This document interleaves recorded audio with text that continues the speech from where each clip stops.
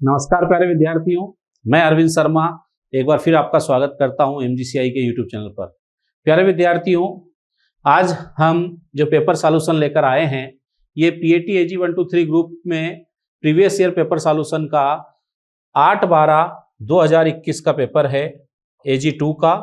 और ये जो पेपर है ये फर्स्ट शिफ्ट का है, फर्स्ट शिफ्ट का पेपर है। इसमें हम क्रॉप प्रोडक्शन और हॉर्टिकल्चर के क्वेश्चंस देखेंगे। तो सबसे पहले मैं क्रॉप प्रोडक्शन के कुछ क्वेश्चन आपके लिए लेकर आया हूं। इसी वीडियो में हम क्रॉप के अन्य क्वेश्चन और हॉर्टिकल्चर के जो क्वेश्चन हैं जो भूपेंद्र यादव सर लेकर आएंगे वो भी देखने वाले हैं। तो वीडियो के साथ अंत तक जुड़े रहें। तो प्यारे विद्यार्थियों, question number 7, the essential plant nutrient for better rhizobial nitrogen fixation is. बेहतर राइजोबियम नाइट्रोजन स्तरीकरण के लिए आवश्यक पोषक तत्व है। तो प्यारे विद्यार्थियों, आपको ये बात मालूम होना चाहिए कि नाइट्रोजन का स्तरीकरण अगर हम लोग देखें तो ये लेग्यूमिनेसी फैमिली की जो क्रॉप होती है इनकी रूट्स के अंदर आप देखेंगे कि पिंक कलर के नोड्यूल्स होते हैं। इनका ये जो पिंक कलर है ये लेग हीमोग्लोबिन के कारण होता है। और क्योंकि ये नोड्यूल्स रूट्स में लगे हुए हैं और रूट डेवलपमेंट की अगर हम लोग बात करें कि रूट का जो प्रॉपर डेवलपमेंट होता है, हम लोग बात कर रहे हैं जड़ों का जो वृद्धि विकास है, इसके लिए इंपॉर्टेंट हमने कहा जो न्यूट्रिएंट है वो है फास्फोरस।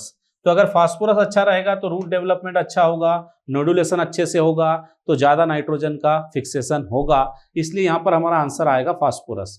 हाँ, पोटेशियम की अगर बात करें तो पोटेशियम क्या है भाई, तो ये आप देखोगे रेसिस्टेंस के लिए, कीट और रोगों से लड़ने की क्षमता के लिए जरूरी होता है। कैल्शियम अगर हम लोग देखें तो सेल वॉल का जो फॉर्मेशन होता है उसमें बहुत इंपॉर्टेंट ये न्यूट्रिएंट होता है। सोडियम को हम लोग बोलते हैं कि ये not essential but beneficial nutrient है, जिसको यूज हम लोग नहीं करते हैं। नेक्स्ट क्वेश्चन पर हम लोग आते हैं। Question number 17, plants absorb nitrogen from the soil which is the form. पौधे मिट्टी से नाइट्रोजन का अवशोषण किस रूप में करते हैं। तो आप सभी जानते हैं कि नाइट्रोजन का अवशोषण अगर हम लोग देखें तो NO3- के फॉर्म में, मतलब नाइट्रेट के फॉर्म में ज्यादातर क्रॉप करती हैं। Most of the crops nitrogen को नाइट्रेट के फॉर्म में लेती हैं। कुछ होते हैं जो नाइट्रोजन को अमोनियम के फॉर्म में भी लेते हैं। ये अमोनियम फॉर्म जो है इसको अगर हम लोग बात करें तो जैसे कि पेडी है, पेडी के बाद हम लोग बात करें जैसे पोटैटो है, ये जो है अमोनियम फॉर्म को एब्जॉर्ब कर सकते हैं। तो यहाँ पर आप देखेंगे नाइट्रेट्स जो है ये यहाँ पर हमारा आंसर हो जाएगा। नाइट्रिक एसिड के फॉर्म में नहीं लेते हैं, मुक्त नाइट्रोजन गैस के फॉर्म में भी नहीं लेते हैं, नाइट्रोजन ऑक्साइड के फॉर्म में भी नहीं लेते हैं। आंसर आएगा नाइट्रेट। सबसे ज्यादा ये वाला फॉर्म, और अमोनियम दिया रहता है तो थोड़ा सा ये वाला फॉर्म प्लांट लेते हैं। ठीक है, नेक्स्ट क्वेश्चन पर मैं आता हूं। Question number 18, which of these is positive effect owing the drainage. जल निकास के कारण इनमें से कौन सा सकारात्मक प्रभाव होता है। पॉजिटिव इफेक्ट पूछ रहा हमारे से। तो हम लोग देखते हैं लीचिंग ऑफ प्लांट न्यूट्रिएंट, ये तो पॉजिटिव नहीं है, ये तो नेगेटिव हो गया। फिर हमने कहा डैमेज द क्रॉप, फसल को हानि, ये भी नेगेटिव इंपैक्ट होता है। इन्वायरमेंटल डैमेज, पर्यावरणीय क्षति, ये भी हमने कहा नेगेटिव है। हाँ, रिमूवल ऑफ सॉल्ट, लवणों का हटाना, ये पॉजिटिव होता है। जैसे कि हम लोग बात करते हैं कि जहां पर पुअर ड्रेनेज होता है, पानी भरा होता है, वहां लवणों का एकत्रीकरण होता है, सॉल्ट इकट्ठे हो जाते हैं। और अगर ड्रेनेज कर देंगे तो क्या हो जाएगा कि ये सॉल्ट जो है सॉइल से रिमूव हो जाएंगे, हट जाएंगे। तो ये एक ड्रेनेज का पॉजिटिव इफेक्ट है। ठीक है, नेक्स्ट क्वेश्चन पर आता हूं मैं। Question number 22, yellow revolution is related to. पीली क्रांति का संबंध किससे है। तो हम सभी जानते हैं कि पीली क्रांति जो है इसका संबंध है ऑयल प्रोडक्शन से। किससे संबंधित है भाई, ये ऑयल प्रोडक्शन से संबंधित है। जबकि फर्टिलाइजर से रिलेटेड कौन सी है, तो आप देखोगे कि जो ग्रे रिवोल्यूशन होती है या जिसको धूसर क्रांति बोला जाता है, ये उर्वरक से है। फूड ग्रेन से अगर हम लोग बात करें तो आप देखोगे कि जो एवरग्रीन रिवोल्यूशन होती है ये इससे रिलेटेड है, और पल्स से रिलेटेड ऐसी कोई रिवोल्यूशन अभी है नहीं। ठीक है, नेक्स्ट क्वेश्चन पर आता हूं मैं। Question number 24, water supply through pipeline and tubewell to the farm is known as. खेतों में पाइपलाइन और नलकूपों के माध्यम से पानी की आपूर्ति किस रूप में होती है या इसको क्या कहा जाता है? तो पानी की आपूर्ति को हम लोग क्या बोलते हैं भाई? तो इसको हम लोग बोलेंगे सिंचाई या इरिगेशन। हाँ, ड्रेनेज की बात आएगी तो इसको आपूर्ति नहीं होती है, इसको बोलते हैं रिमूवल। रिमूवल मतलब निकासी, ये इसको कहा जाता है। फिर हमने कहा फ्लड या बाढ़, ये तो आप जानते ही हैं कि फ्लड में हम पूरे खेत में पानी भर देते हैं या बरसात के समय बहुत ज्यादा पानी आ जाता है, खेत में भर जाता है। मिनरलाइजेशन या खनिजीकरण क्या होता है? तो हम लोग बात करते हैं कि जो ऑर्गेनिक नाइट्रोजन है ये चेंज होती है किसमें? Inorganic nitrogen. This process is called mineralisation. मतलब कार्बनिक नाइट्रोजन अकार्बनिक नाइट्रोजन में जब बदलती है तो इस प्रक्रिया को या इस क्रिया को कहा जाता है खनिजीकरण। आंसर हमारा यहां पर हो जाएगा इरिगेशन या सिंचाई। नेक्स्ट क्वेश्चन पर आता हूं मैं।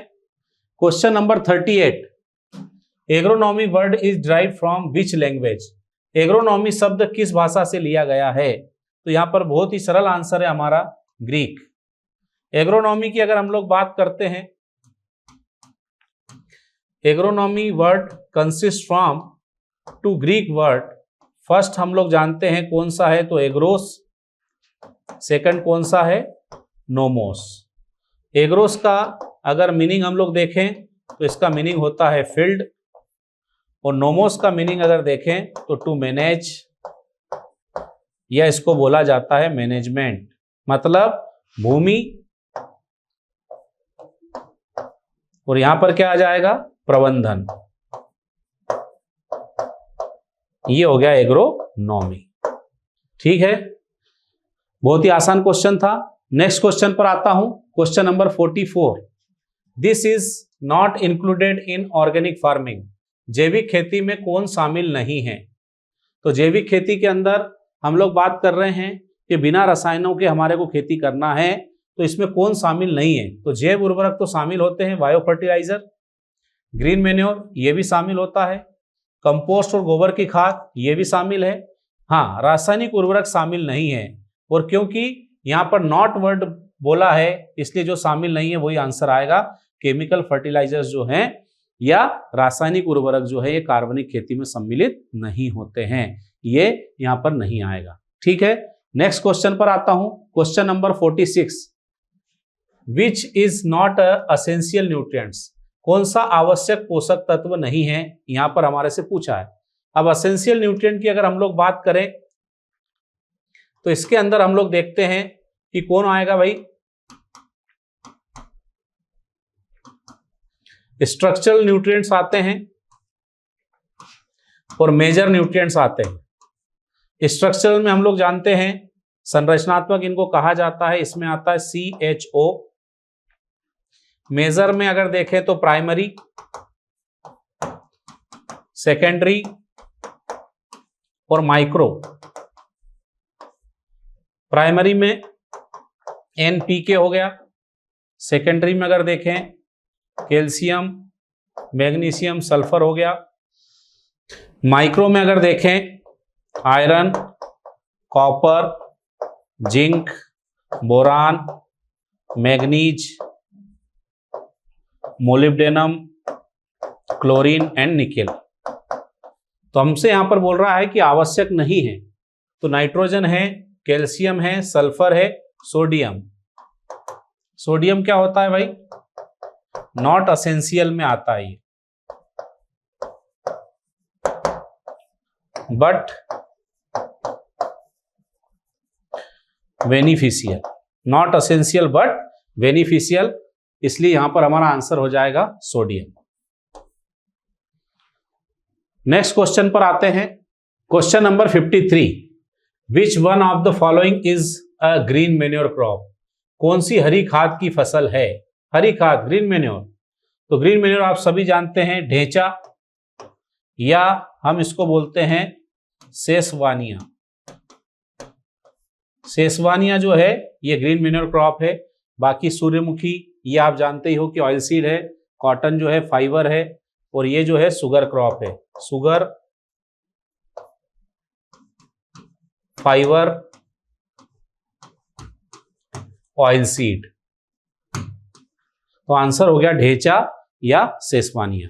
ठीक है, next question 55, green revolution is specially related to, हरित क्रांति का मुख्यतः संबंध है या किससे संबंधित है? तो आप सभी जानते हैं ग्रीन रिवॉल्यूशन या हरित क्रांति का संबंध अगर देखा जाए तो ये व्हीट एंड राइस से है। सबसे ज्यादा व्हीट, फिर थोड़ा हमने कहा राइस, और बहुत ही कम नहीं के बराबर मेज। मेन क्रॉप हमारी यहां व्हीट हो जाएगी और कुछ हद तक राइस जो है या चावल का इससे संबंध है। बाकी मक्का का बहुत ही कम हमने कहा योगदान है, बाकी और कोई क्रॉप इसमें नहीं आएगी। Next question, question number 56, in India most irrigation schemes fall under which category of irrigation? Bharat में अधिकांश सिंचाई परियोजनाएं, याद रखना कि अगर हमसे बात करता है सोर्सेस या साधन की बात करता है या स्रोत की बात करता है तो इसमें क्या आएगा भाई? ट्यूबवेल,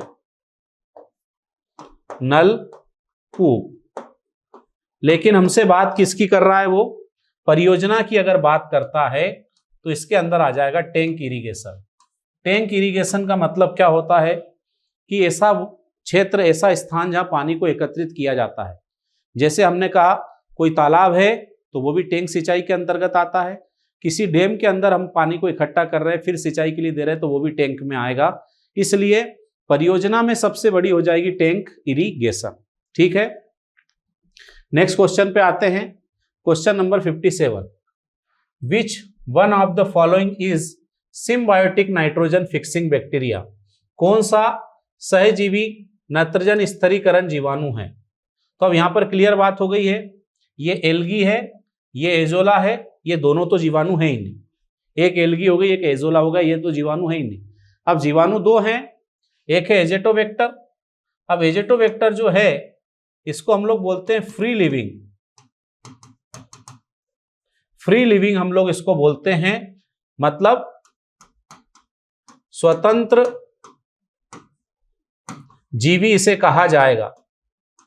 लेकिन यहां पर क्या बोला है हमसे? सहजीवी। तो सहजीवी में आता है राइजोबियम। राइजोबियम आप सभी जानते हैं कि लेग्यूम क्रॉप जो होती है उसके साथ ये सहजीवी नाइट्रोजन स्थिरीकरण करने वाला है। ये भी नाइट्रोजन स्थिरीकरण करते हैं एल्गी और एजोला, बट ये जो है बैक्टीरिया नहीं है। क्वेश्चन में बैक्टीरिया पूछा है, एजेटोवेक्टर क्यों नहीं आएगा? क्योंकि ये फ्री लिविंग होता है। ठीक है, नेक्स्ट क्वेश्चन पर चलता हूं मैं।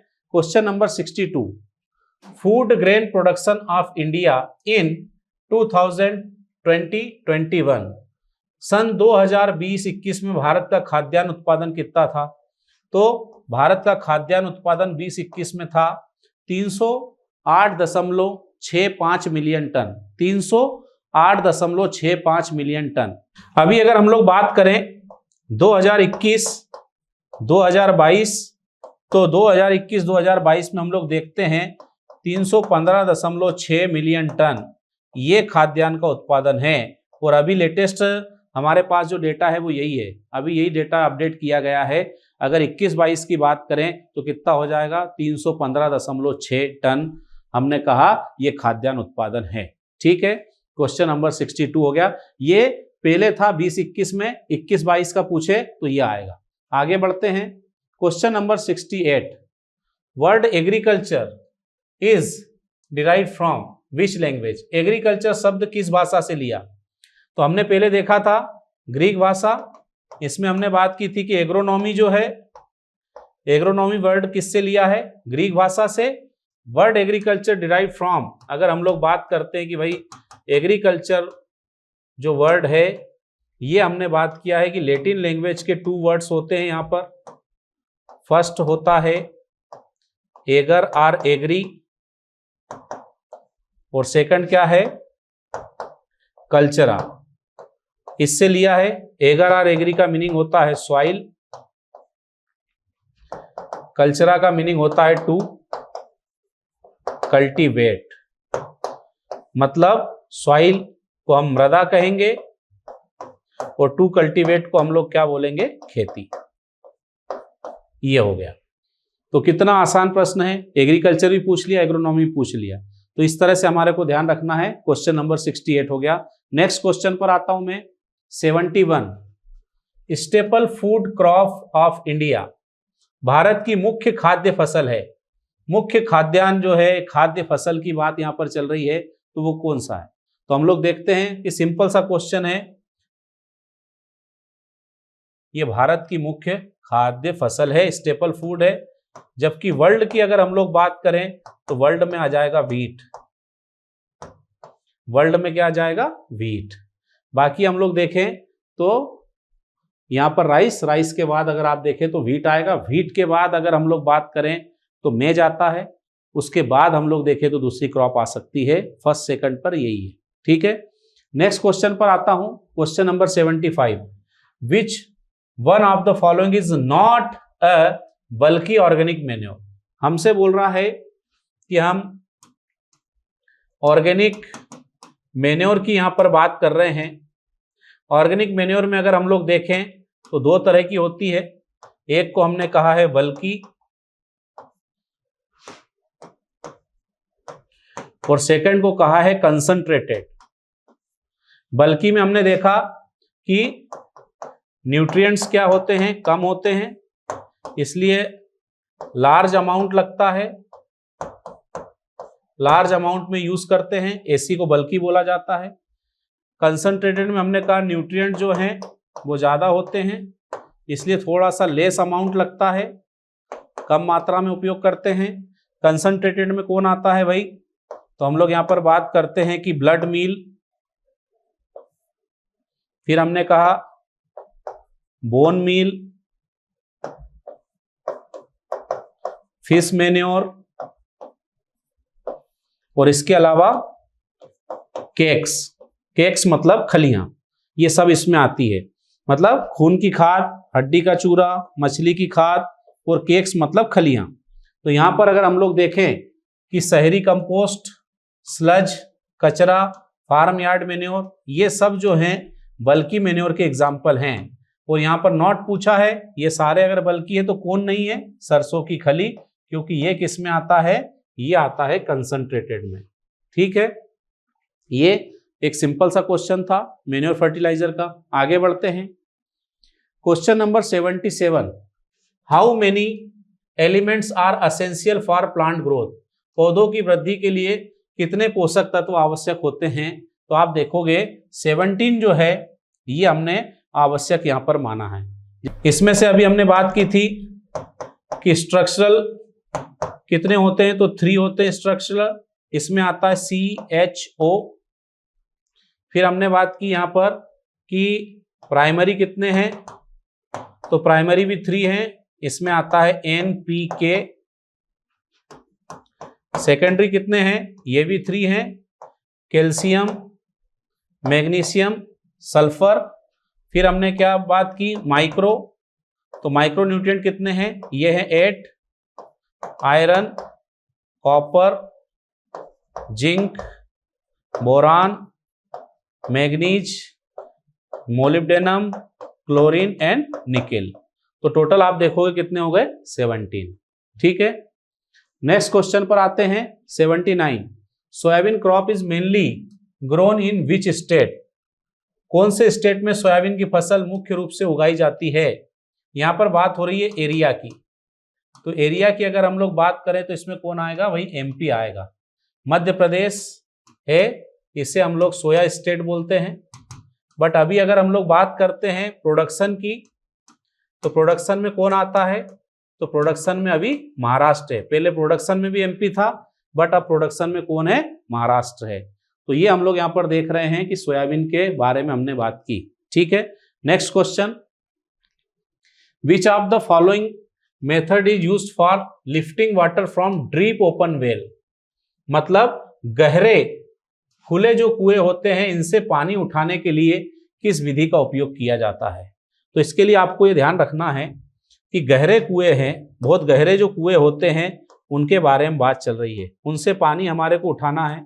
तो इसके लिए क्या होता है, एक तरह का ऐसा सिस्टम यूज करते हैं, ये चेन जैसा सिस्टम होता है, यहाँ पर ऐसा हैंडल होता है, इधर भी हो सकता है, इधर भी हैंडल हो सकता है, और इसके अंदर आप देखोगे कि चेन सिस्टम होता है।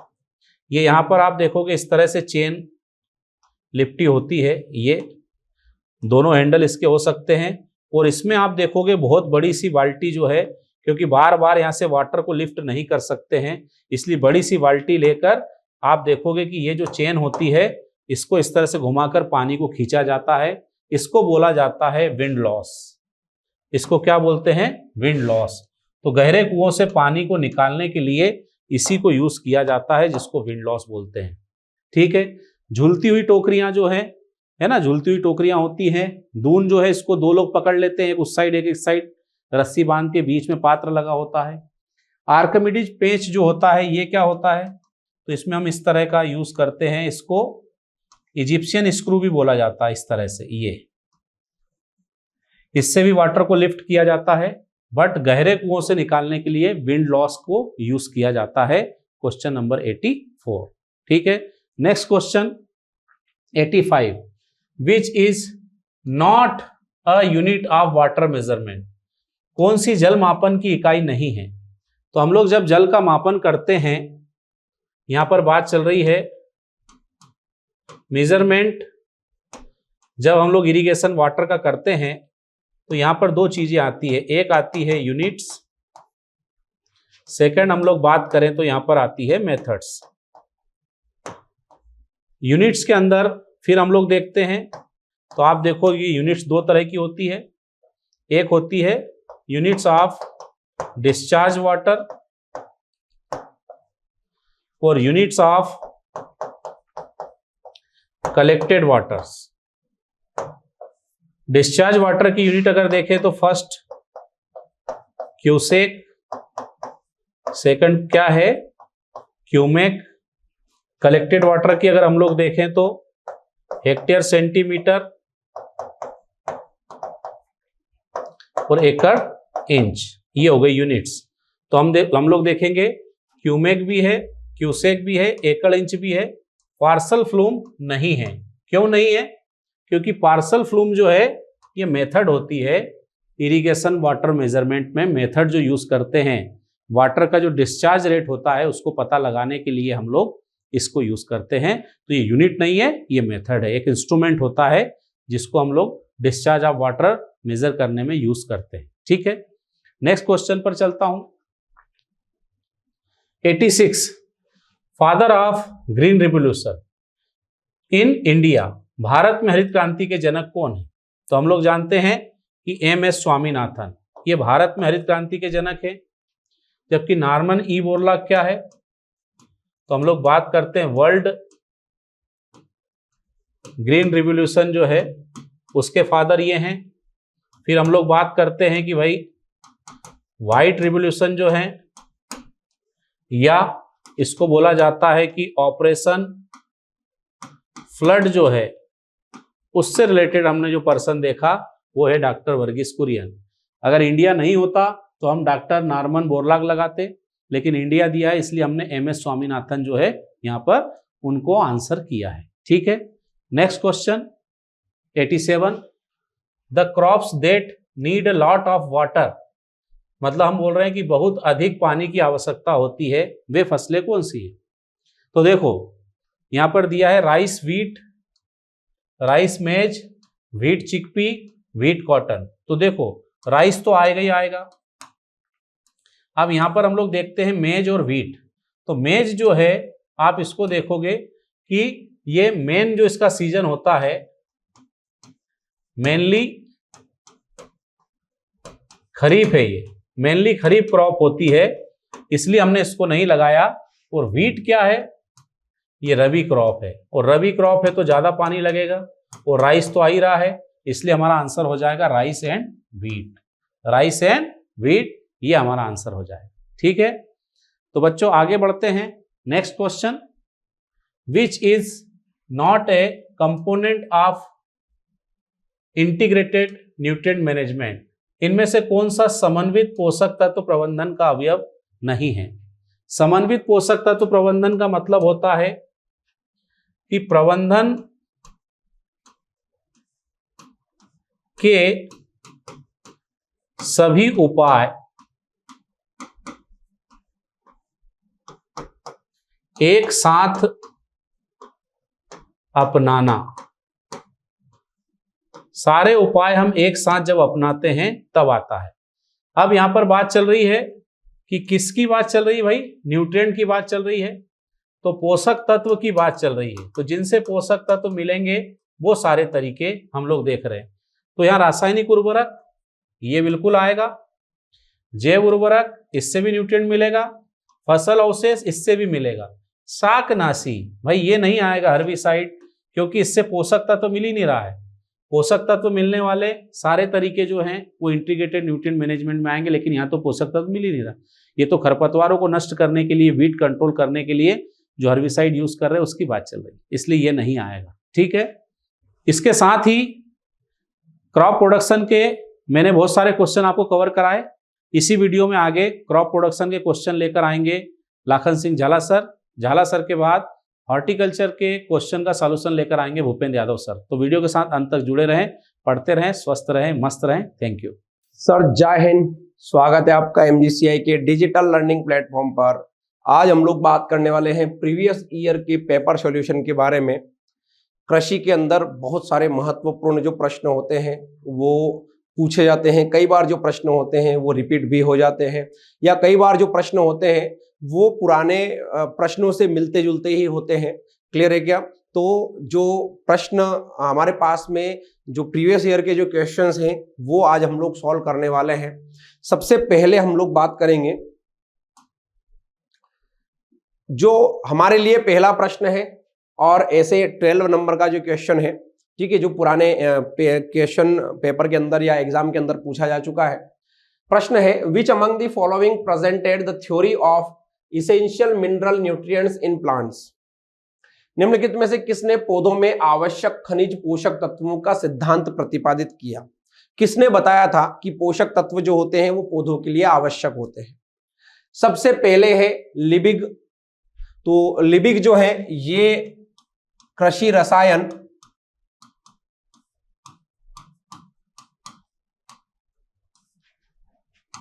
एग्रीकल्चर केमिस्ट्री से रिलेटेड है। एग्रीकल्चर केमिस्ट्री से रिलेटेड है लिबिग। आर्नन और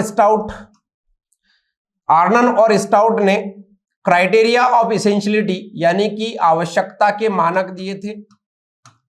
आवश्यकता के मानक दिए थे 1939 में, 1939 में, जिन्हें फिर से आर्नन ने क्या किया था? रीडिफाइन किया था 1954 में।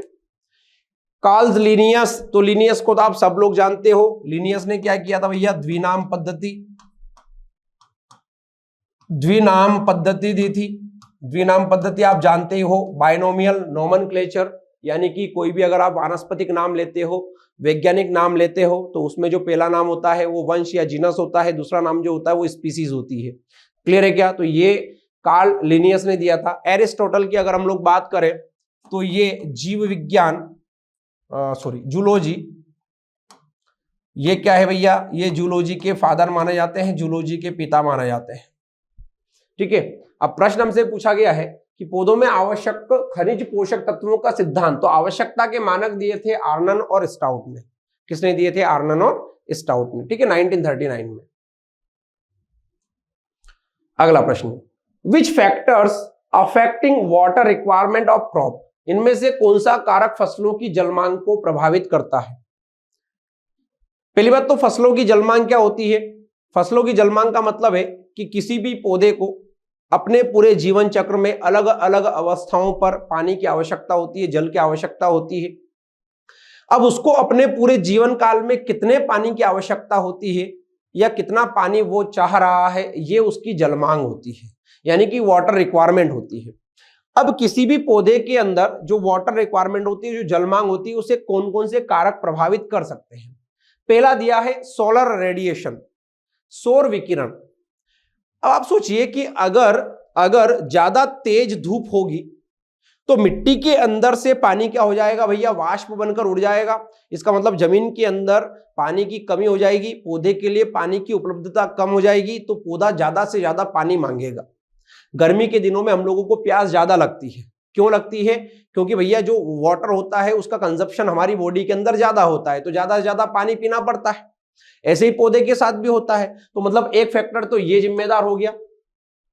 अरे क्लियर हो गया क्या? ज्यादा सोलर रेडिएशन रहेगा तो जलमांग भी क्या होगी, ज्यादा होगी। दूसरा है विंड वेलोसिटी, वायु की गति। अगर मान लीजिए कि किसी पौधे को हम लोग पानी दे रहे हैं और बहुत तेज हवाएं चल रही है, बारिश हो रही है, बहुत तेज हवाएं चल रही है, और वो जो पानी है वो पौधे को प्रॉपर वे में मिल नहीं पा रहा है, ठीक है, तो मिल नहीं पाएगा तो भैया मान लो कि 1 लीटर पानी की आवश्यकता थी और आधा पानी हवा में उड़ गया, तो भैया आधी प्यास तो उसकी रह गई ना, तो उसकी जल मांग क्या हो जाएगी, फिर से बढ़ जाएगी। तो विंड वेलोसिटी भी इसके लिए क्या होती है भैया, रिक्वायर्ड होती है। अगला है एटमॉस्फेरिक ह्यूमिडिटी, वायुमंडलीय आर्द्रता। वायुमंडल के अंदर क्या है भैया, आर्द्रता है। अब वायुमंडल के अंदर आर्द्रता बनी तभी रहेगी जब ज्यादा से ज्यादा वेपर जो है वो कहां जाएगा, एटमॉस्फेयर के अंदर जाएगा, वायुमंडल के अंदर जाएगा, ठीक है। तो ये भी क्या करता है, ये भी जलमांग को आपकी क्या करेगा भैया, जलमांग को अफेक्ट करेगा, प्रभावित करेगा। तो सौर विकिरण भी करेगा, वायु की गति भी करेगी, वायुमंडलीय आर्द्रता, ये तीनों ही क्या करते हैं, ये फसलों की जो जलमांग होती है उसको प्रभावित करते हैं। अब आंसर आपका जो है वो आ जाएगा ए, बी और सी। आंसर क्या आ जाएगा, ए, बी और सी। क्लियर है? चलो आगे बढ़ते हैं। Following are the example of which of the following crops, rice, wheat, barley, oats, chickpea, pea, cowpea, lentil, green gram etcetera. चावल, गेहूं, जौ, जई, काबुली चना, मटर, लोबिया, मसूर, हरे चने आदि निम्नलिखित में से किसके उदाहरण हैं? ये जो अलग अलग प्रकार की फसलें दी गई है, ये किसका उदाहरण है? सेल्फ पोलिनेटेड क्रॉप है, स्वपरागित फसल है। ऑफन क्रॉस पोलिनेटेड क्रॉप है, बहुधा परपरागित फसल है। सेक्शनल पोलिनेटेड क्रॉप है, अनुभागीय परागित फसलें हैं। क्रॉस पोलिनेटेड क्रॉप है या परपरागित फसलें हैं। अब ये जितनी भी फसलें दी गई है, ये जितने भी फसलें दी गई है, ये जितने भी उदाहरण आपको दिए गए हैं, ये जितने भी उदाहरण आपको दिए गए हैं, इन सभी उदाहरणों के अंदर क्या कंडीशन होती है कि जो फूल होता है, इन सभी के अंदर जो पुष्प होता है, जो फूल होता है, इसी पुष्प के अंदर नर भाग भी होता है और मादा भाग भी होता है। ये जितनी भी फसलें हम लोगों को दी गई है, इन सभी के फूल के अंदर नर भाग भी होता है और मादा भाग भी होता है। मतलब कंडीशन क्या है? कंडीशन है आपकी हर्मेफ्रोडाइट कंडीशन। कौन सी condition? Hermaphrodite condition. Hermaphrodite condition है मतलब ऐसा पुष्प जिसमें नर और मादा दोनों हैं। तो ऐसे पुष्पों के अंदर स्वपरागण होने की चांसेस ज्यादा होते हैं। स्वपरागण होने के चांसेस ज्यादा होते हैं या स्वपरागण ही होता है, सेल्फ पोलिनेशन होता है भैया। क्या होता है? सेल्फ पोलिनेशन या स्वपरागण। पढ़ा होगा आप लोगों ने स्वपरागण क्या होता है कि भैया कि नर का, यहां पे देखो, यहां पे समझ लो इस बात को, यहां पे देखो, ये मैंने स्टिग्मा बना दिया, मादा का स्टिग्मा हो गया, ये स्टिग्मा हो गया फीमेल का, ठीक है। और ये जो है ये आपका क्या है, ये जो है ये है भैया, ये आपका एंथर हो गया, ये आपका एंथर हो गया मेल का। अब इस एंथर से क्या निकले? इस एंथर से निकले परागकण। ये परागकण जो है ये स्टिग्मा पर जा रहे हैं, ठीक है। तो इसे ही हम लोग क्या बोलते हैं? स्वपरागण बोलते हैं। क्या बोलते हैं? स्वपरागण। ये आपके क्या हो गए? परागकण, परागकण, ठीक है।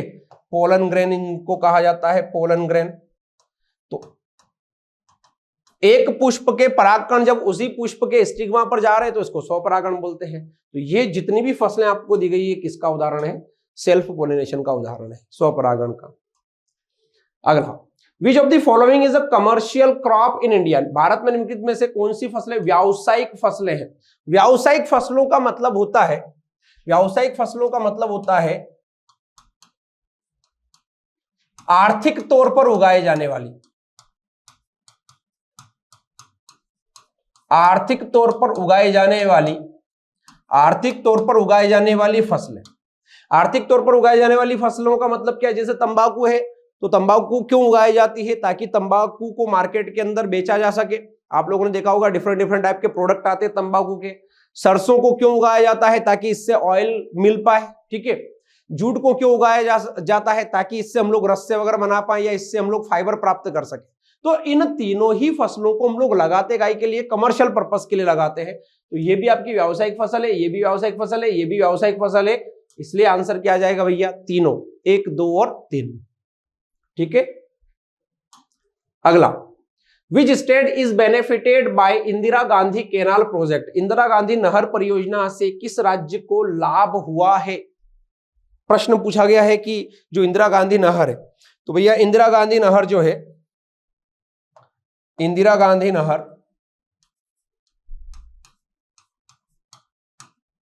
इंदिरा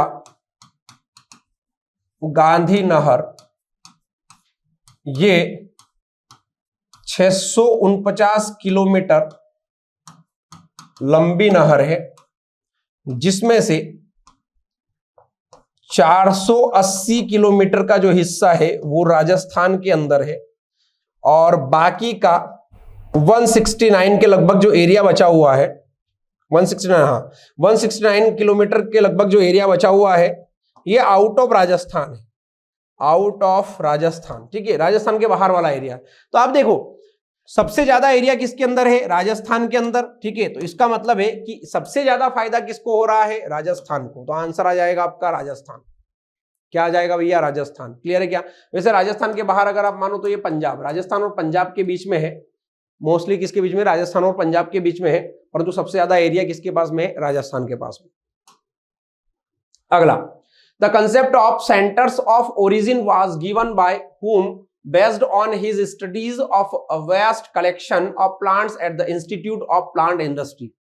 पादप उद्योग संस्थान में पौधों के विशाल संग्रह के अपने अध्ययन के आधार पर उत्पत्ति स्थान की अवधारणा, उत्पत्ति स्थान की अवधारणा किसने की थी। विभिन्न फसलों के उत्पत्ति स्थान हम लोग पढ़ते हैं, जैसे गेहूं का टर्की के अंदर पढ़ते हैं, धान का अपन इंडो बर्मा के क्षेत्र में पढ़ते हैं, कपास का भारत के अंदर पढ़ते हैं, अरहर का अफ्रीका के अंदर पढ़ते हैं, ज्वार का अपन अफ्रीका के अंदर पढ़ते हैं, गन्ने का अपन न्यूगिनी और भारत के अंदर पढ़ते हैं। तो ये अलग अलग प्रकार के जो उत्पत्ति स्थान दिए गए हैं, ये उत्पत्ति स्थान दिए किसने थे। सबसे पहले हम लोग बात करते हैं जॉर्ज सी क्लर्क की। अगर हम लोग बात करें तो ये क्या थे भैया, जॉर्ज सी क्लर्क क्या थे, जॉर्ज सी क्लर्क जो थे वो एक बॉटनिस्ट थे, अपन इनको क्या बोल सकते हैं, वो एक वानस्पतिक शास्त्री थे, ये एक वानस्पतिक शास्त्री थे, ये बॉटनिस्ट थे, ये क्या थे भैया, बॉटनिस्ट थे, और इन्होंने उत्पत्ति स्थान नहीं दिया था। लेनिनग्राद NI वेविलोव, भैया ये महत्वपूर्ण है, वेविलोव ने ही दिए थे भैया उत्पत्ति स्थान।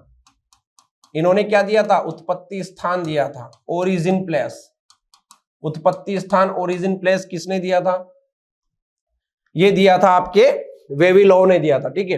रॉबर्ट बैकवेल कौन थे, तो ये भैया अंग्रेजी कृषि शास्त्री, ये एक इंग्लिश एग्रीकल्चरिस्ट थे। और नॉर्मन बोरलॉग कौन थे भैया, विश्व में हरित क्रांति के पिता,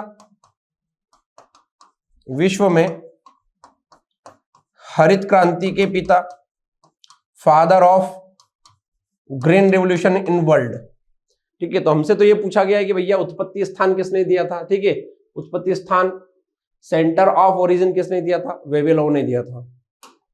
अगला प्रश्न, share of agriculture sector in national economy in 2020-21, 2020-21 में जो राष्ट्रीय अर्थव्यवस्था में कृषि क्षेत्र का योगदान, तो ये आप याद रखिएगा, ठीक है, ये अप्रोक्सीमेट भैया 18 से 20% के लगभग रहता है।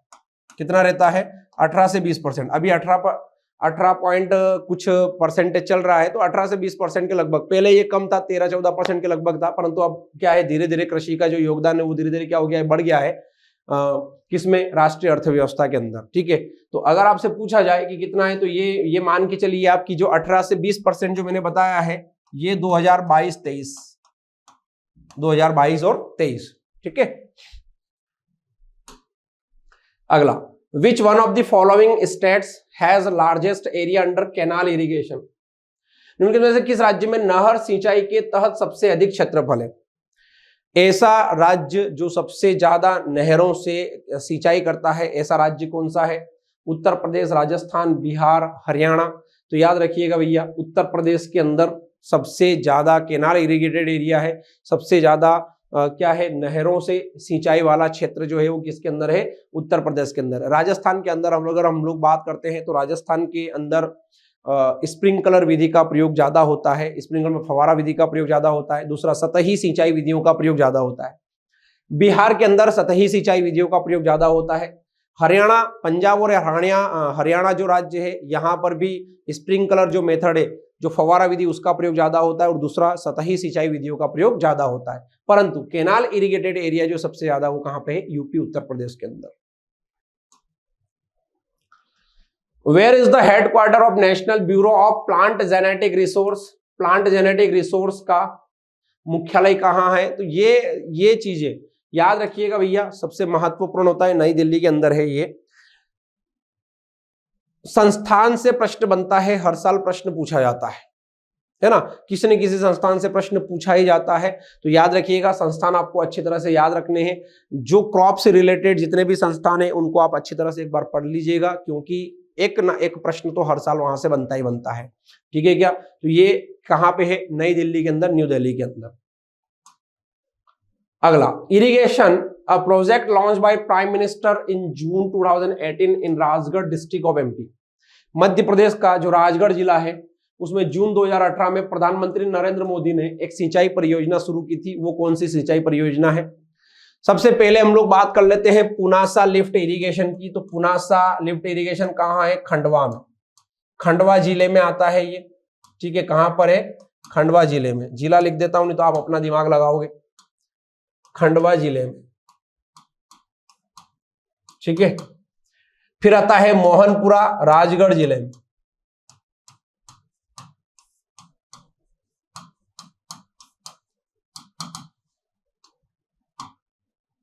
राजगढ़ जिले में, ठीक है, ये कहां पर है? राजगढ़ जिले में। फिर आता है अहरोरा।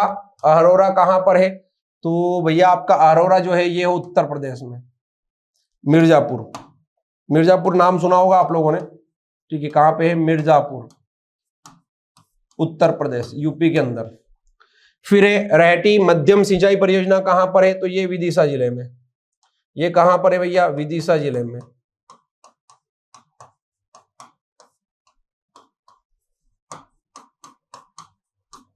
और हमसे ये पूछा गया है कि प्रधानमंत्री नरेंद्र मोदी के द्वारा 2018 में, जून 2018 में राजगढ़ जिले में, तो राजगढ़ जिले में कौन सी परियोजना स्टार्ट की गई थी? कौन सी परियोजना की शुरुआत हुई थी? मोहनपुरा प्रमुख सिंचाई परियोजना है, मेजर इरिगेशन प्रोजेक्ट है। क्लियर हो गया क्या? महत्वपूर्ण है, याद रखिएगा। चलिए आगे बढ़ते हैं। तो ये प्रीवियस ईयर के जो क्वेश्चन है वो हम लोगों ने सॉल्व किए हैं। ठीक है, धन्यवाद। जय हिंद, जय भारत। नमस्कार प्यारे बच्चों, मैं भूपेंद्र यादव आप सभी का MGCI के YouTube चैनल पर बहुत बहुत स्वागत करता हूं। प्यारे बच्चों, MGCI आपके लिए प्रीवियस ईयर पेपर सॉल्यूशन चला रहा है। इस कड़ी में आज हम बात करने वाले हैं AG2 में, और AG2 में भी हम बात करेंगे हॉर्टिकल्चर के क्वेश्चन की, जैसे कि आप स्क्रीन पर देख पा रहे हैं।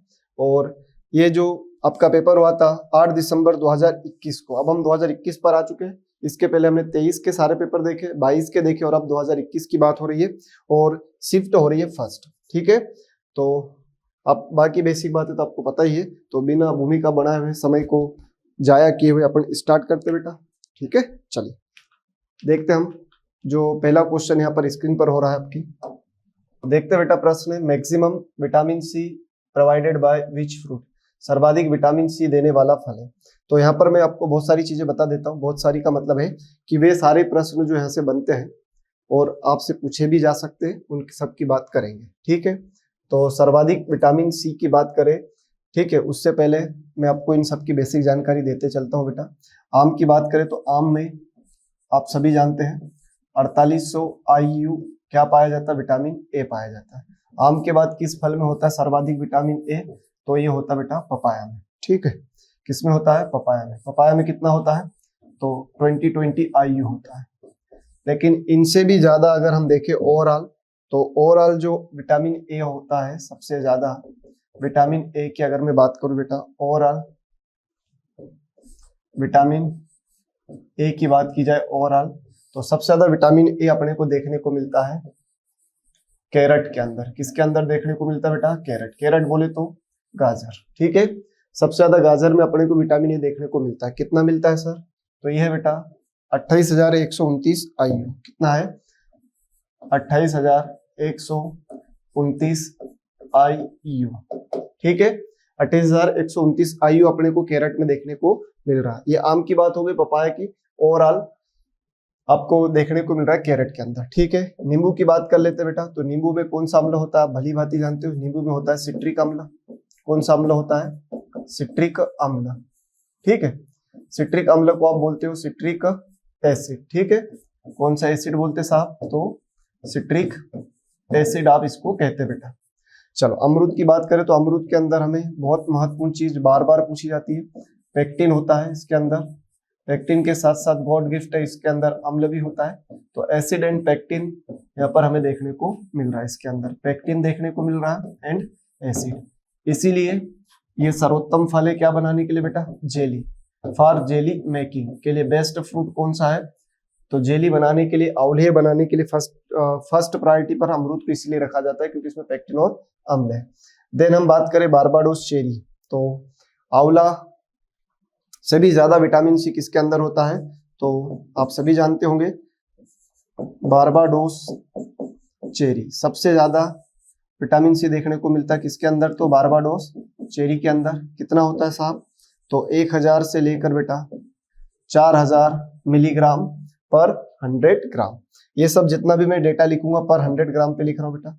इसके बाद आपको देखने को मिलेगा आंवला के अंदर कितना मिलेगा साहब? तो ये आपको मिलेगा आंवला के अंदर 600 मिलीग्राम, ठीक है, पर 100 ग्राम। देन आंवला के बाद यदि हम देखें बेटा, तो आंवला के बाद अपने को अगली कंडीशन में देखने को मिलेगा बारबाडोस चेरी।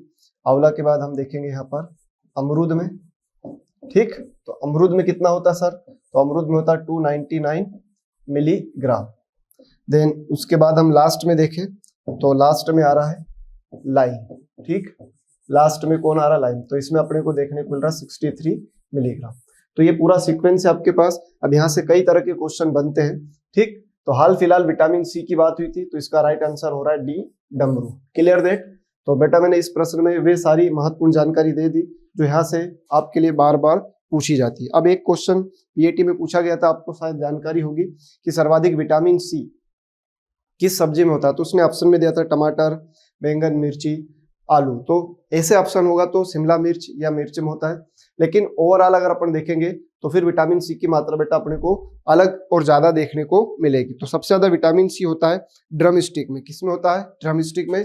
और सबसे ज्यादा विटामिन ए होता है कोलोकेशिया में। तो यहाँ पर आप लिख लेना, ठीक है, नोट लगा के, क्योंकि फलों की तो सारी जानकारी आपको मिल जाएगी इस स्लाइड के माध्यम से। तो सर्वाधिक विटामिन सी की बात हो, ठीक है बेटा, सर्वाधिक विटामिन सी किसमें होता है? और सर्वाधिक विटामिन ए। तो ये भी आपके लिए एक स्लाइड में बना रहा हूं, बहुत महत्वपूर्ण है, आपको इससे जरूर लाभ मिल जाएगा, ठीक है बेटा। तो चलो हम देख लेते हैं यहाँ पर सर्वाधिक विटामिन सी की बात करें थे, जैसे मैंने आपको बताया था कि सर्वाधिक विटामिन सी मिलता है अपने को देखने के लिए किसमें? ड्रम स्टिक की पत्तियों में। किसमें मिलता है? तो ड्रम स्टिक की पत्तियों में मिलता है। और इधर हम देखेंगे तो सर्वाधिक विटामिन ए किसमें मिलता है? तो कोलोकेशिया। कोलोकेशिया ये किन की बात हो रही है बेटा? वेजिटेबल्स में, ठीक है। ये सब्जियों में बात हो रही है। सर सब्जियों में तो गाजर आता है, बिल्कुल सही है। लेकिन ऑप्शन में जो क्वेश्चन पूछा जा रहा है वो इनको पूछा जा रहा है। सीवीटी में भी पूछा गया, पीएटी में भी पूछा जा सकता है। ओवरऑल सबसे ज्यादा विटामिन ए तो कैरेट में, इसमें कोई डाउट है ही नहीं बेटा।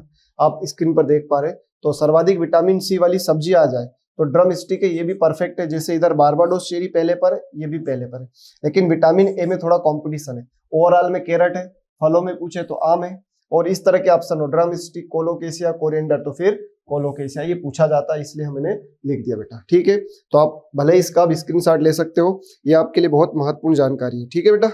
चलिए अब तुम्हारे मन में प्रश्न आ रहा होगा कि सर ड्रम स्टिक की पत्तियों में कितना है तो 200 मिलीग्राम है, और इधर 10,278 माइक्रोग्राम है ना विटामिन ए। चलो इतनी जानकारी आप ध्यान रखेंगे बेटा। नेक्स्ट क्वेश्चन की ओर बढ़ते हैं। कदम्ब का वृक्ष संबंधित है, ठीक। चलिए तो सारी बातें जान लेते हैं। कदम्ब से शुरुआत ना करके अपन श्री गणेश करते हैं। तो भगवान श्री गणेश जी की अगर बात करें तो आप सभी जानते हैं इनसे संबंधित कौन सी चीज है, तो दूब ग्रास है।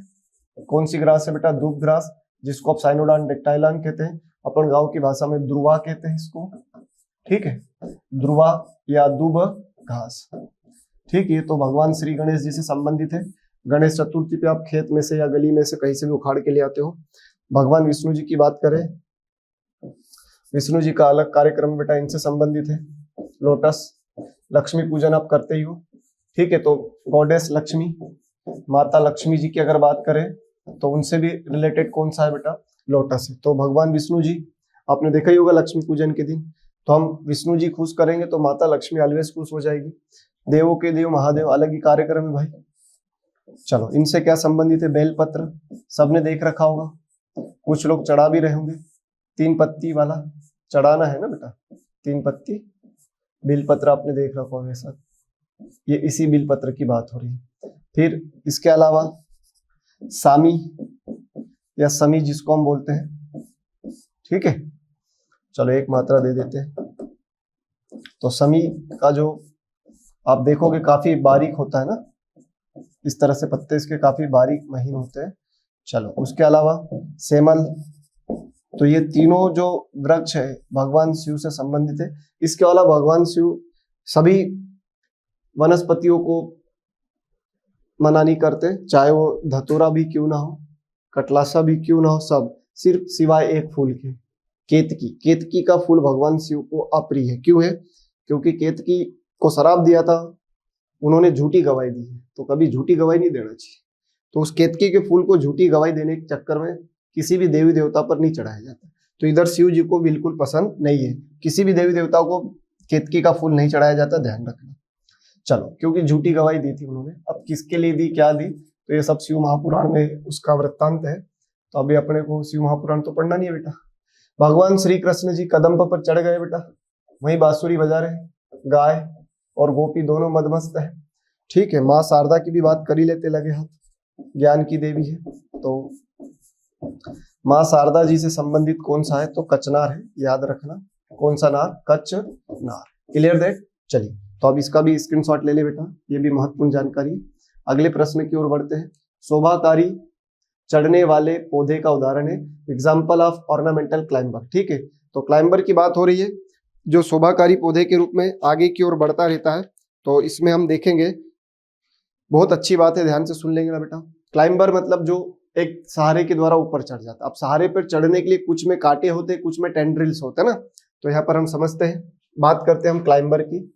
तो क्लाइंबर में कुछ कांटे वाले होते हैं ना, कांटे वाले क्लाइंबर है ना, शोभाकारी झाड़ियां जो क्लाइंबर के रूप में होते हैं, जिनमें थॉर्न पाए जाते हैं। तो इसमें 2 बहुत महत्वपूर्ण उदाहरण है। पहला तो है बेटा गुलाब, जो कांटे वाला गुलाब है ना, तो थॉर्न गुलाब या कांटे वाला रोज या गुलाब, कांटे वाला जो गुलाब है वो एक तो महत्वपूर्ण इसका उदाहरण है। दूसरा कांटे वालों में अगर अपन देखें तो बोगनवेलिया है। कौन सा वेलिया बेटा? बोगनवेलिया। ये भी क्लाइंबिंग का ही उदाहरण है, बोगनवेलिया, अच्छे से याद रखना। दूसरा इसमें हम देखें बेटा क्रीपर टाइप, सॉरी क्लाइंबर में दूसरा हम देखेंगे टेंड्रिल वाला, ठीक, टेंड्रिल। अभी टेंड्रिल क्या होता है सर? आप लोगों ने सबने कद्दू वर्गीय सब्जियां देखी होगी, उनमें से स्प्रिंग निकले रहते हैं ना, करेला है, लौकी है, गिलकी है, ये जब चढ़ती है, गिलकी को देखना आप कहीं भी देखोगे तो ऐसे धागे की तरह, स्प्रिंग की तरह होते हैं ना, ऐसे स्प्रिंग की तरह, तो इनको हम टेंड्रिल बोलते हैं बेटा, ठीक है। ऐसे घुमावदार होते हैं। एक चित्र थोड़ा सा ठीक बना देता हूँ ताकि तुम्हें टेंड्रिल का पिक्चर दिमाग में रहे। इस तरह से ऐसे टेंड्रिल होते हैं, ये अटक जाते हैं, इसके सहारे चढ़ता है। कद्दू, लौकी, गिलकी आप देखोगे तो उनमें जरूर देखने को मिलेगा। तो टेंड्रिल वाले होते हैं जो हुक जैसी संरचना बना के ऊपर चढ़ जाते हैं। तो इसके उदाहरण में अपन देखें तो बिगोनिया है, बिगोनिया बहुत बार पूछा गया है, ये क्लाइंबिंग का उदाहरण है, जिसको हम गोल्डन सावर भी कहते हैं बेटा, ये भी ध्यान रखना। बिगोनिया को क्या कहते हैं? गोल्डन सावर। कई बार ये क्वेश्चन आ चुका है रिमेनिंग रखना दिमाग में। कौन सा शावर? तो बिगोनिया को हम बोल रहे हैं गोल्डन शावर। और टेंड्रिल में अगर अपन एक और देखें तो एंटीगोना है। कौन सा बेटा? एंटीगोनन, जो आपसे पूछा ही गया है। ठीक है, एंटीगोनन पूछा ही गया है, एंटीगोनन। तो ये टेंड्रिल का है और ये सब के सब किसके एग्जाम्पल है? क्लाइंबर के। लेकिन मैंने यहाँ इसको दो भागों में बांट दिया, कांटे वाला पूछे तो ये दो है, टेंड्रिल के सहारे से चढ़ने वाला पूछे तो ये दो है बेटा। ठीक है, मुरिया एक्सोटिका, मधुकामनी और नेरियम ओडेरस, ये दोनों क्या बेटा? ये दोनों हेज। हेज मतलब ये दोनों झाड़ी की तरह लगाया जाता है। किसकी तरह लगाई जाती है? झाड़ी की तरह, हेज के रूप में लगाई जाती है, ध्यान रखना। और एंटीगोनन लेप्टोपस जो है ये आपका क्लाइंबर है, जैसे कि एग्जांपल में आपको दिख रहा है एंटीगोनन। तो राइट आंसर हो गया इसका डी। ठीक, बाकी ये दो क्या है? झाड़ियां हैं, याद रखना। तो यहाँ से बहुत सारे क्वेश्चन मैंने आपको बता दिए जो आपके लिए बहुत महत्वपूर्ण रहने वाले हैं। ठीक है बेटा, चलिए अगले क्वेश्चन की ओर बढ़ते हैं। केली का प्रसारण किस विधि से किया जाता है? केली, केना एक ही बात है। केली को केना भी बोला जाता है, बोटनिकल नेम केना इंडिका है, ये भी आप ध्यान रखेंगे। केनेकेसी या सिटेमिनेसी परिवार है।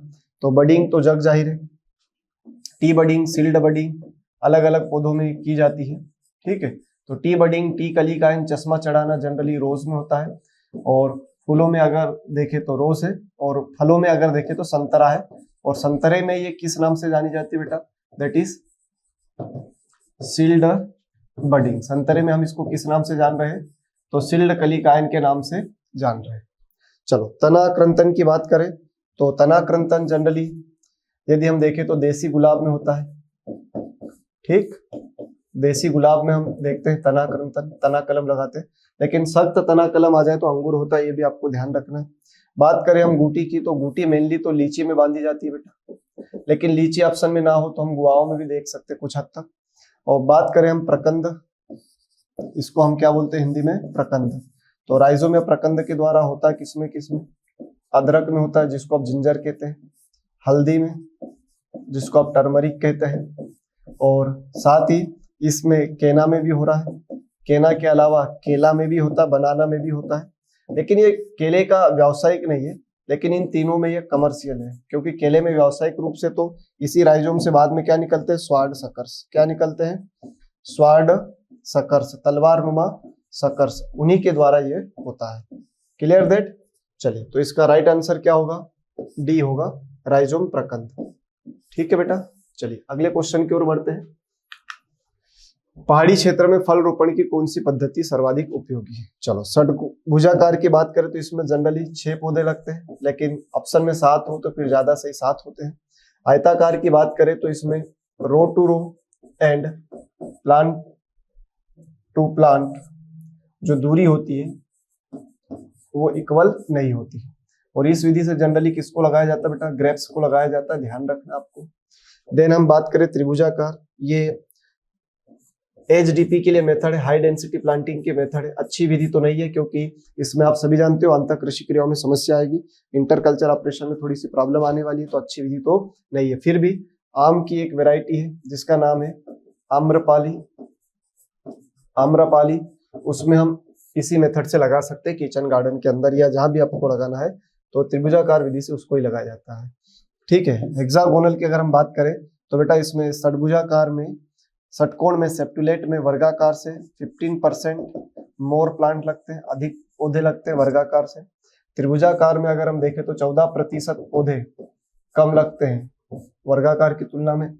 और जो कंटूर विधि है, ठीक है, इसमें हम देखें बेटा तो पूरे खेत को इस तरह से झिक झिक बांट लिया जाता है, ठीक, और फिर उसके ऊपर इस तरह से प्लांटिंग की जाती है।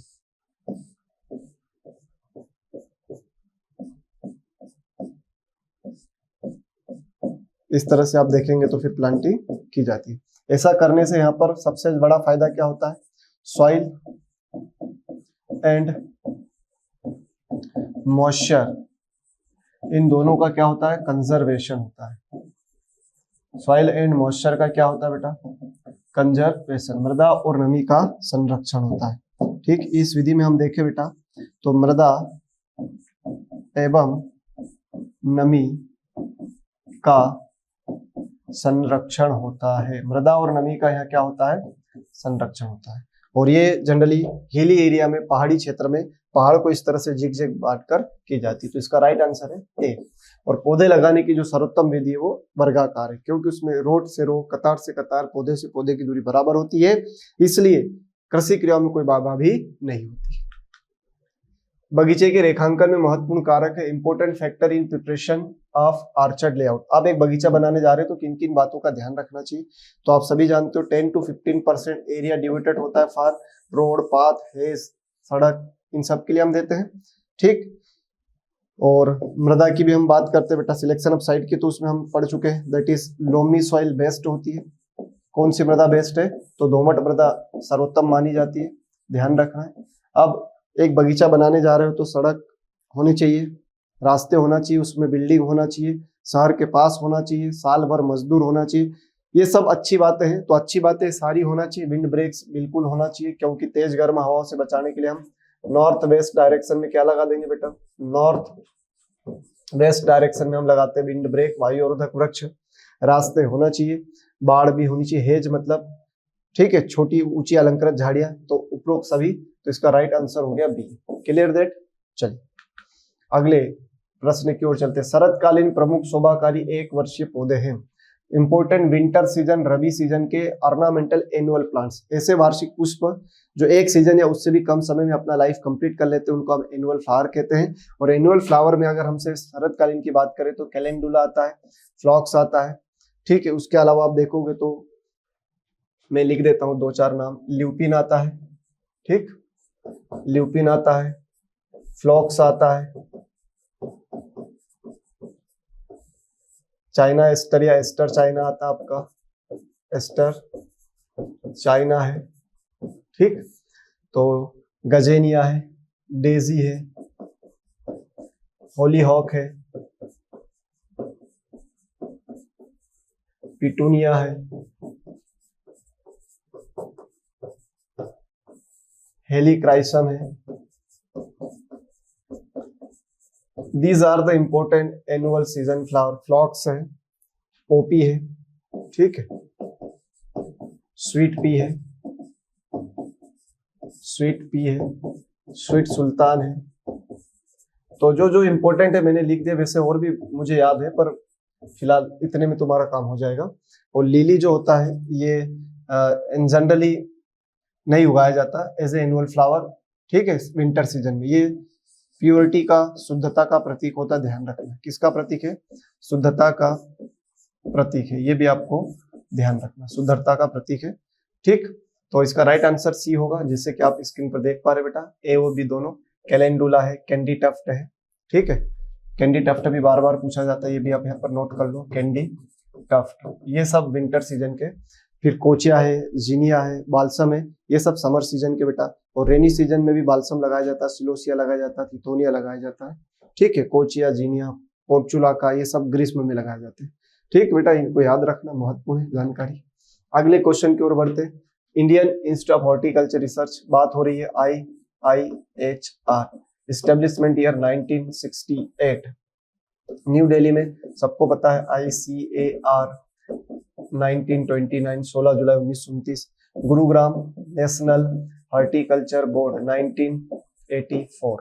देन बात करें CISH, central institute of sub tropical horticulture Lucknow, ठीक है भाई।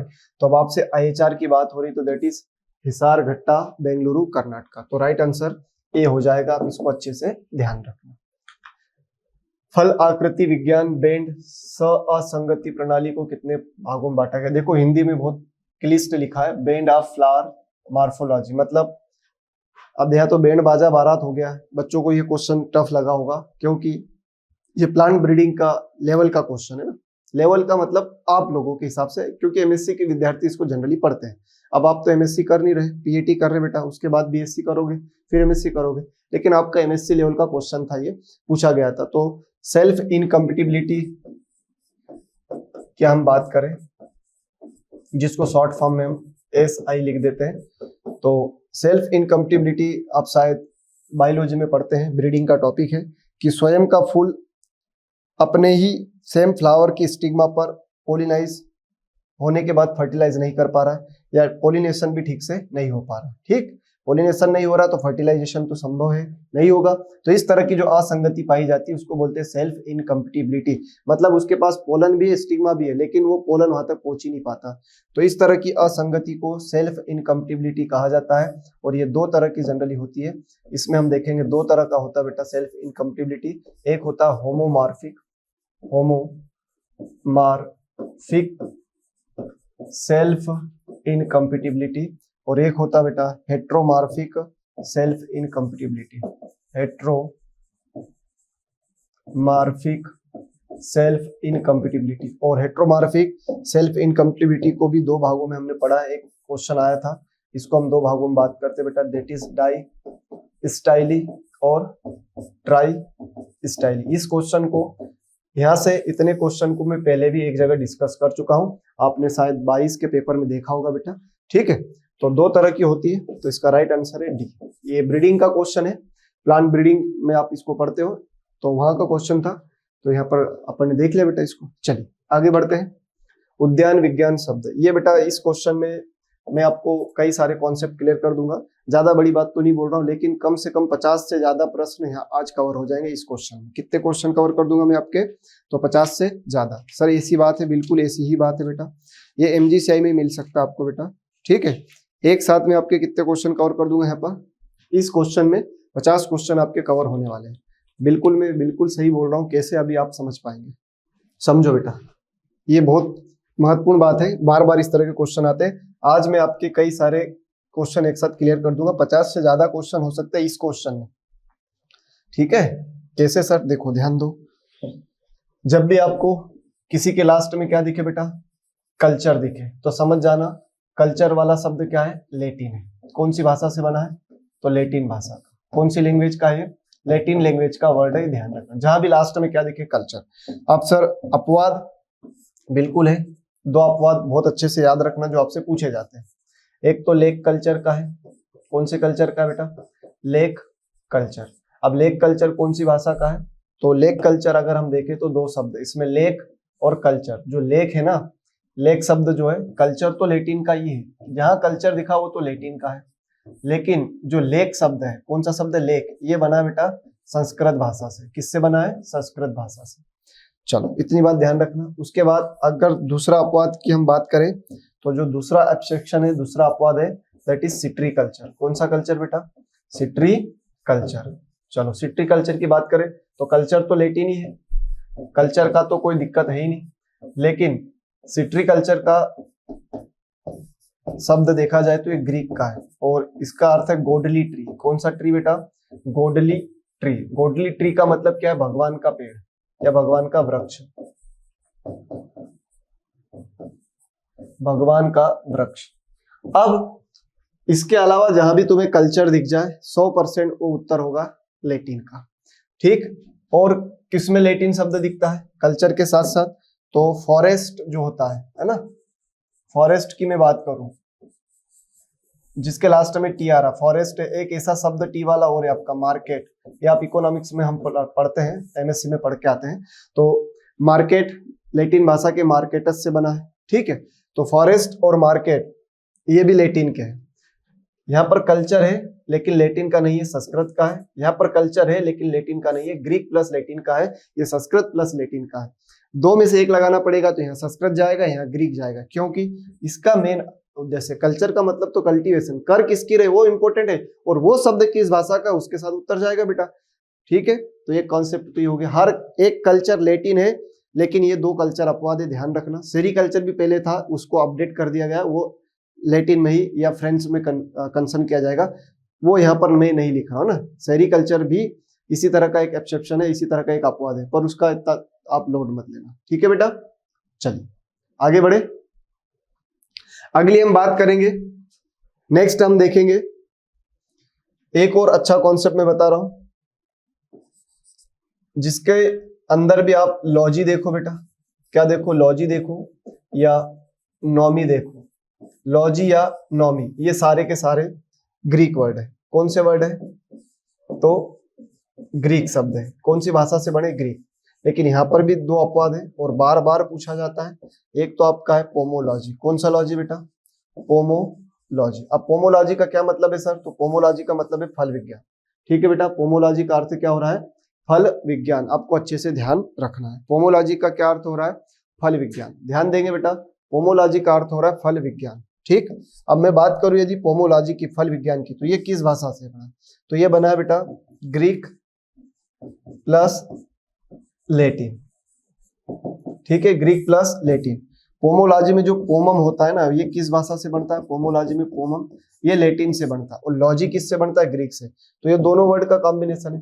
अब पोमोलॉजी दो में से एक चुनना पड़े तो हम क्या लगाएंगे? पोमोलॉजी में दो में से एक चुनना पड़े तो फिर हम लैटिन का लगाते हैं। कौन सा लगाते हैं बेटा? लैटिन का। पोमोलॉजी है तो लैटिन है, ग्रीक प्लस लैटिन है तो कोई डाउट ही नहीं है। याद रहेगी क्या मेरी बात? ये बहुत महत्वपूर्ण कॉन्सेप्ट है, आप इसको बहुत अच्छे से याद रख सकते हैं। एक ऐसा और कॉन्सेप्ट है बेटा, दैट इज सोशियोलॉजी। कौन सा लॉजी? सोशियोलॉजी। समाज शास्त्र की बात करें हम, सोशियोलॉजी, ये भी किसका कॉम्बिनेशन है? ग्रीक प्लस लैटिन का। Clear that? तो आप इसके अलावा जो भी दिख जाए, लॉजिनॉमी, वो सब क्या होंगे आपके? ग्रीक के। जैसे एग्रोनॉमी, पैथोलॉजी, सब ग्रीक के आएंगे बेटा। जहां भी लॉजिनॉमी दिखे वो सारे ग्रीक के, इन दो को छोड़ के। ये दोनों मुख्यतः लैटिन में कंसर्न किए जाते हैं। ये दो मुख्यतः संस्कृत और इधर ग्रीक में कंसर्न किए जाते हैं। इसके अलावा जहां भी कल्चर दिखे, जैसे एग्रीकल्चर है, हॉर्टिकल्चर है, ओलेरिकल्चर है, फ्लोरिकल्चर है, सिट्रीकल्चर, यहाँ पर मैंने बता दिया। तो जैसे भी कल्चर दिख जाएंगे आप सारे लैटिन है। तो होगा ना बेटा 50 से ज्यादा क्वेश्चन। और समझो अभी तो और कुछ अपवाद है और कुछ अच्छी बातें बार बार पूछी जाती है ना। अनाज शब्द, ऐसे थोड़ी मैंने बोल दिया 50 से ज्यादा क्वेश्चन कवर होंगे, करके दिखाऊंगा अभी, है ना। चलो अनाज की बात करें, सीरियल वर्ड की, तो ये रोमन भाषा का है, ये रोमन का हो गया बेटा। फिर आपसे मानसून पूछ ले, मानसून, तो मानसून की बात करें तो बेटा ये अरेबिक है, अरेबिक है, अरेबिक भाषा का है मानसून। मानसून के अलावा अगर अपन देखें तो खरीफ पूछ ले, रबी पूछ ले या जायद, ये भी अरेबिक के, क्योंकि जब ये अरेबिक है तो ये भी अरेबिक के बेटा। इसके अलावा आपसे पूछ ले जलवायु, क्या पूछ ले सर? जलवायु, क्लाइमेट, तो क्लाइमेट किस भाषा का है? जलवायु, तो जलवायु है बेटा ग्रीक का। फिर आपसे पूछ ले वेदर, वेदर मतलब मौसम, ठीक है, वेदर मतलब मौसम, ये किस भाषा का है सर? तो ये मौसम है लैटिन भाषा का। और बेटा मैंने क्लास में आपको और भी कुछ महत्वपूर्ण शब्द बताए हैं, ठीक है, हालांकि ये सारे इंपॉर्टेंट है। इसके अलावा मैंने क्लास में भी कुछ 2-4 शब्द और बताए, ठीक। आप लोगों ने क्रॉप प्रोडक्शन में पढ़ा ही होगा। कौन सा पढ़ा है सर हमने? आप लोगों ने पढ़ा है एंग्लो सैक्सन, ये आपने पढ़ा होगा एंग्लो सैक्सन में। तो आपने पढ़ा होगा जो इनकी बुक थी जेथरो टूल की हार्स सोइंग हस्बेंड्री, तो टिलेज जो शब्द है वो एंग्लो सैक्सन का है। टिलेज के अलावा आपसे हो की बात कर ले, फिर आपका वीट की बात कर ले, ठीक है बेटा। तो ये सारे के सारे एंग्लो सैक्सन है। फलों का जो पकना है, राइप वर्ड है, वो भी एंग्लो सैक्सन का ही आता है। तो हो गए ना बेटा एक से ज्यादा क्वेश्चन एक साथ। मैंने आपको बोला था कि 50 क्वेश्चन से ज्यादा हो जाएंगे, तो हो चुके हैं, ठीक है। और नहीं हुए हैं तो उसको और कवर करते हैं अपन। यहाँ पर एक और शब्द देखेंगे, एक शब्द आता बेटा संस्कृत। संस्कृत में आप कृषि शब्द जो है ना, कृषि, KRISHI, KRISHI, कृषि संस्कृत का है। सुगर संस्कृत का है। उसर संस्कृत का है। सुगर, उसर, उर्वरक, खाद, फिर आपका कृषि, ये सब संस्कृत भाषा के। इसके अलावा मुझे नहीं लगता कि अब आपका कोई सा शब्द बचा। एक शब्द और मुझे याद आ रहा है, दैट इज टोंग्या कृषि, इंडो बर्मा, ठीक है, टोंग्या कृषि इंडो बर्मा भाषा का है। तो बेटा जैसे मैंने आपको बोला था कि आज इस क्वेश्चन में आपके 50 से ज्यादा क्वेश्चन कवर करके दूंगा, तो आप देख लो कर दिए, 50 से ज्यादा क्वेश्चन कवर हो गए हैं इसी एक ही क्वेश्चन में। आप जीवन में कोई सा भी इस तरह का क्वेश्चन आएगा तो अब आपका गलत नहीं होगा। हॉर्टिकल्चर में सोचना नहीं, कल्चर आए तो लैटिन, इसका राइट आंसर है डी, ठीक है बेटा। बाकी मेरे इस वीडियो को आप बार बार सुनना, इस बात को बार बार सुनना, इसका स्क्रीनशॉट ले लेना। इस तरह का भाषा का क्वेश्चन अब आपका जीवन में कभी गलत नहीं होगा। पर्शियन और अंग्रेजी दोनों क्या है? गार्डन होते हैं, स्टाइल ऑफ गार्डन होता है, और ये आपका सबसे पुराना ओल्डेस्ट ऑफ गार्डन होता है, सबसे पुराना गार्डन होता है। ग्रीक भाषा की जैसे अभी अपन ने बात करी ली, लैटिन का और ग्रीक का और अन्य जो भाषाओं के बनने वाले क्वेश्चन थे आपकी स्क्रीन पर मैंने कवर कर दी बेटा, ठीक है। चलिए अगले क्वेश्चन की ओर बढ़ते हैं। गुलाब में काट छाट कब करना चाहिए? तो गुलाब में काट छाट हमें करना चाहिए अक्टूबर में, अच्छे से ध्यान रखना है।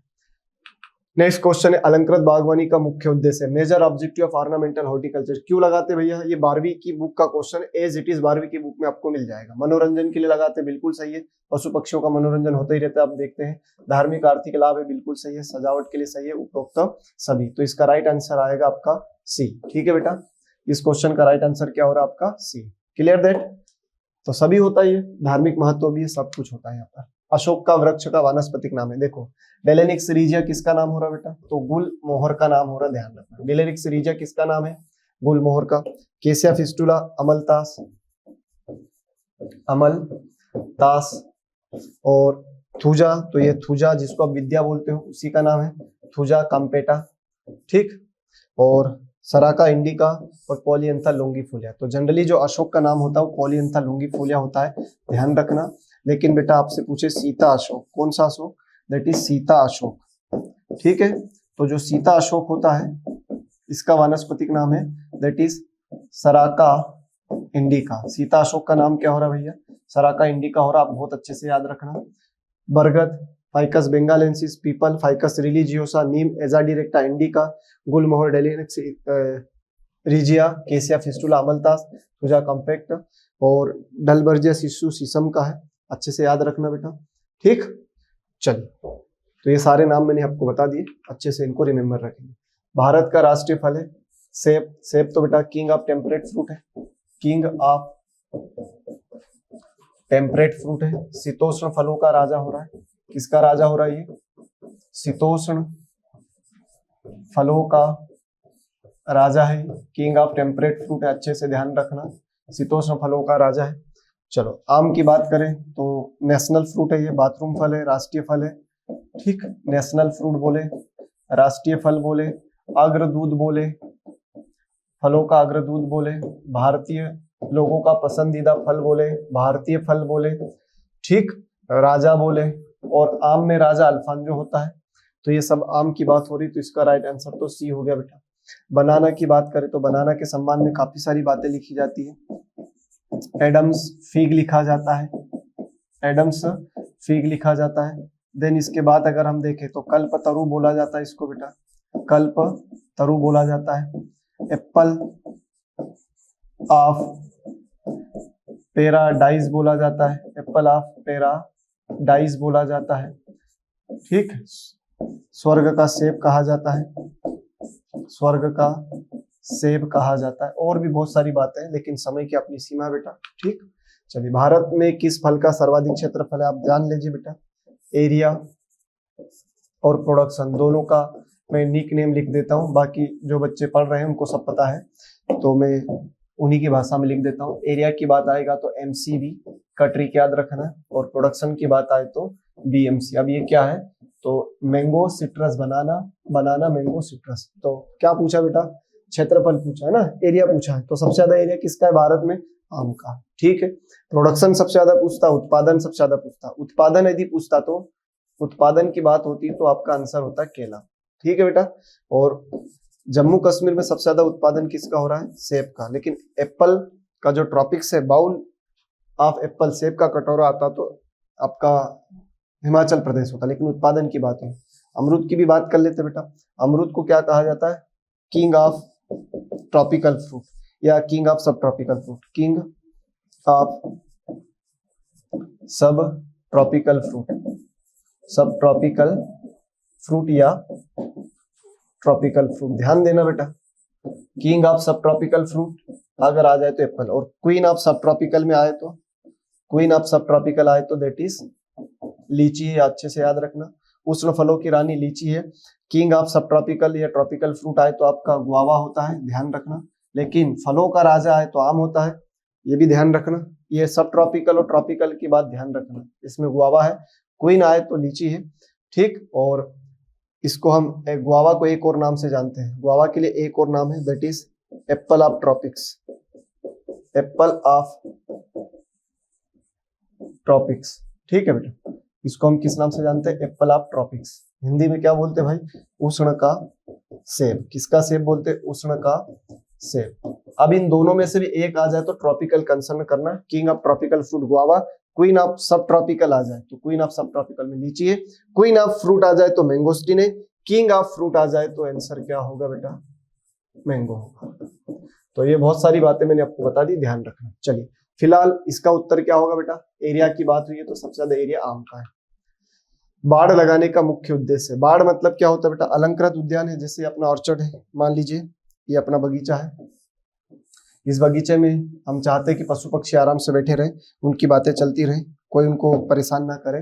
तो इसके लिए हम चारों ओर से क्या लगा देते हैं? ऐसी ऊंची अलंकृत झाड़ियां लगा देते हैं, और ये झाड़ियां तेजी से फैलकर एक तरह से स्क्रीनिंग का काम करती है। स्क्रीनिंग मतलब ढकने का काम करती है। और जब आप किसी चीज को ढक देते हो तो प्राइवेसी मेंटेन होती है। प्राइवेसी मतलब गोपनीयता, सुरक्षा, प्राइवेसी, प्रोटेक्शन, सुरक्षा, गोपनीयता,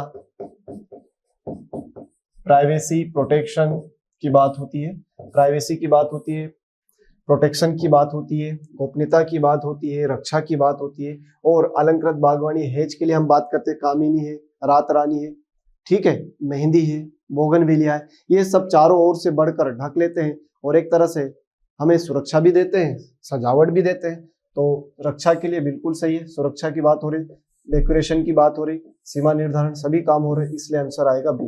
ये करने से सब फायदे ही फायदे बेटा।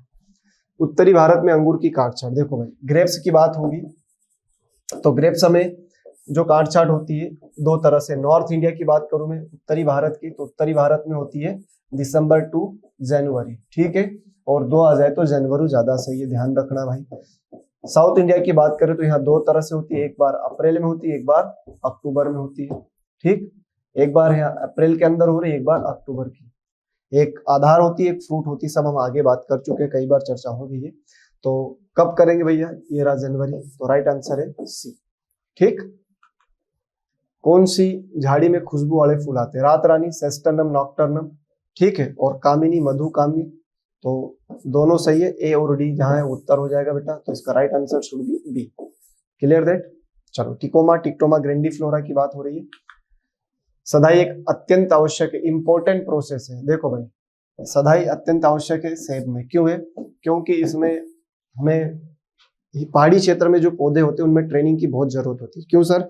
क्योंकि जो पहाड़ी क्षेत्र होते हैं वहां पर तेज आंधी, तूफान, ठंडी हवा, गर्म हवा, ये सब तरह की प्रक्रियाएं लगातार होती रहती है। वैसे ठंडी हवाएं ज्यादा चलती है, तो उन तेज हवाओं से बचने के लिए हमें सदाई करना बहुत जरूरी है। अगर शुरू से सदाई नहीं करी, अगर शुरू से सदाई नहीं करी तो हमारा ऑर्चर्ड क्या हो जाएगा? लॉजिंग हो जाएगा, गिर जाएगा।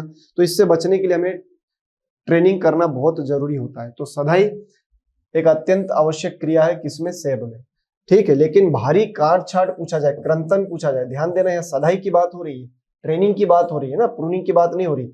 मैं यहाँ बोल रहा हूँ प्रूनिंग वाली बात बोल रहा हूँ। भारी काट छाट, हेवी प्रूनिंग किसमें किया जाता है? तो आप शायद जानते होंगे, हेवी प्रूनिंग किया जाता है किसमें बेटा? बेर के अंदर।